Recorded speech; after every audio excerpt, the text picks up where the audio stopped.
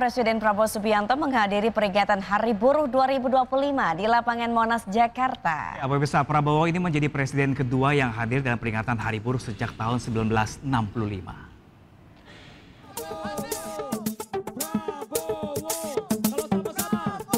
Tiba di lapangan Monas sekitar pukul 10 pagi, Presiden Prabowo disambut riuh ribuan buruh yang hadir. Prabowo pun menyalami para buruh yang sudah menunggu kedatangannya sejak pagi. Sejumlah pejabat negara juga turut hadir, seperti Menteri Sekretaris Negara Prasetyo Hadi, Sekretaris Kabinet Teddy Indrawijaya, Menteri Tenaga Kerja Yasir Lee, Ketua MPR dan DPR RI Ahmad Muzani dan Puan Maharani. Dalam kesempatan ini, Presiden Prabowo menyatakan akan membentuk Dewan Kesejahteraan Buruh Nasional dan Satuan Tugas PHK.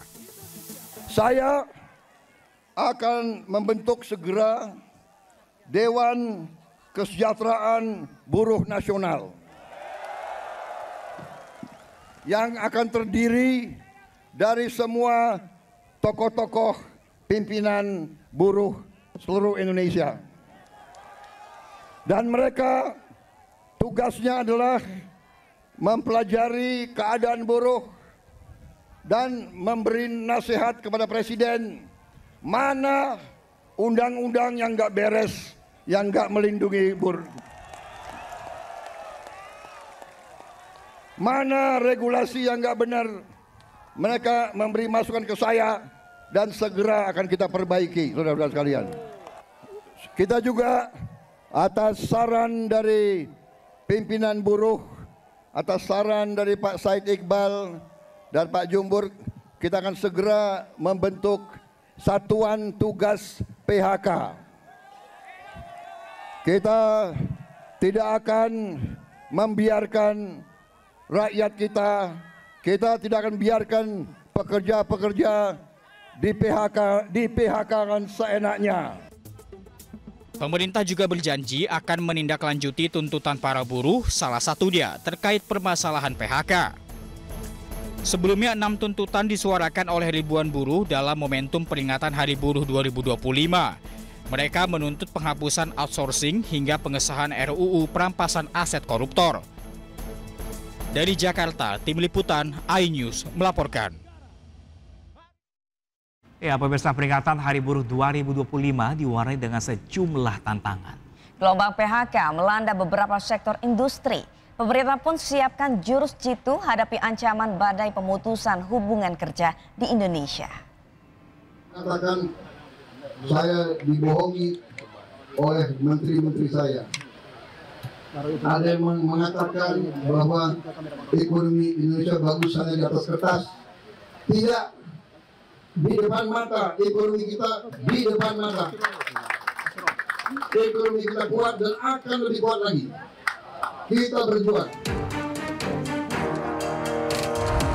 Peringatan Hari Buruh 2025 berjalan di tengah maraknya pemutusan hubungan kerja. Gelombang pemutusan hubungan kerja atau PHK melanda beberapa sektor industri dan meninggalkan ribuan pekerja dalam ketidakpastian. Jumlah warga Indonesia yang terkena PHK pun terus meningkat di awal tahun 2025. Pada bulan Januari 2025, tercatat 3.325 orang terkena PHK. Jumlah ini masih di bawah pada bulan Januari 2024, yaitu 3.332 orang, namun masih lebih tinggi dibandingkan pada bulan Januari 2023, yakni sebesar 2.867 orang. Tingkat PHK meningkat drastis di bulan Februari 2025, di mana 18.160 orang harus kehilangan pekerjaannya. Jumlah ini jauh lebih tinggi dibanding pada bulan Februari 2024 yang hanya 7.100 orang. Sementara tahun 2023 ada 3.892 orang terkena PHK, jauh di bawah tahun ini. Pemerintah bukannya tak punya solusi. Sejumlah jurus jitu telah disiapkan hadapi ancaman gelombang pemutusan hubungan kerja.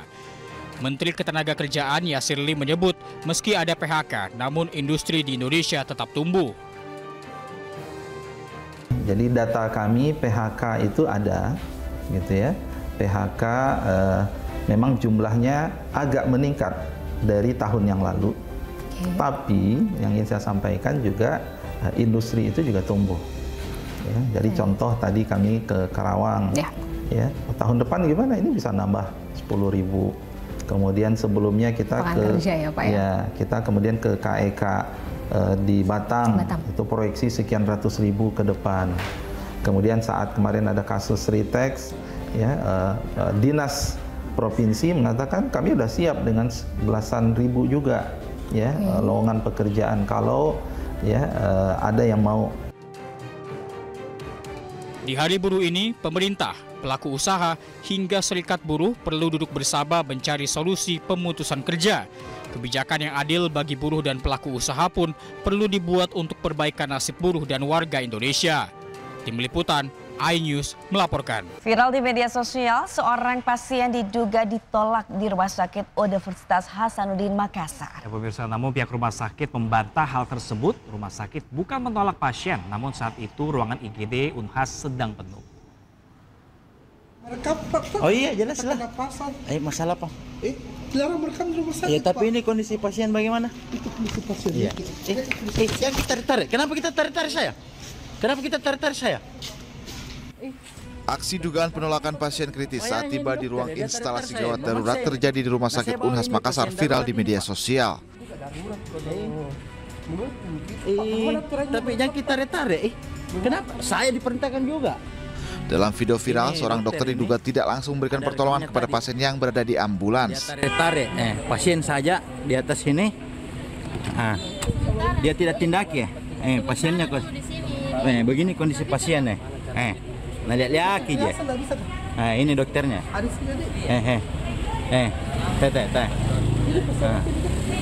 Tunjuk-tunjuk je. Namun pihak Rumah Sakit Unhas Makassar membantah adanya penolakan pasien kritis sesuai dengan video yang viral di media sosial. Pihak rumah sakit menyebut tidak pernah menolak pasien, namun saat itu ruang IGD sedang penuh. Dokter pun melakukan perawatan saat pasien di ambulans. Waktu itu dokter kami itu ingin mengajak si pembuat video itu untuk melihat bahwa lihat di dalam itu ada 2 orang yang sementara antri untuk masuk ke dalam gitu, untuk menunjukkan bahwa ini memang tidak memungkinkan kita lakukan perawatan di dalam. Tapi bukan berarti bahwa ditolak. Perawatan dilakukan saat itu juga. Dan setelah dilihat kondisinya betul bahwa dia dalam keadaan sakit tetapi tidak terlalu kritis begitu, tidak terlalu darurat, sehingga kemudian segera dilakukan tindakan. Dan malam itu tidak sampai 1 jam kemudian dia sudah ditangani di dalam IGD, dan pada sekitar pukul 2 dini hari itu kemudian sudah ditempatkan di perawatan. Oh begitu Pak. Merekam, Pak. Oh iya, jelas lah. Masalah apa? Dilarang merekam di rumah sakit. Ya, tapi ini kondisi pasien bagaimana? Pihak rumah sakit juga masih mencari pria yang diduga sengaja membuat video viral tersebut, sebab keluarga pasien yang ada dalam video tidak mengenal pria tersebut dan bukan sopir ambulans. Bayangnya ini dokter ya, dia tarik saya, memaksa ini. Dari Makassar, Sulawesi Selatan, Yoha Yusfin, iNews melaporkan.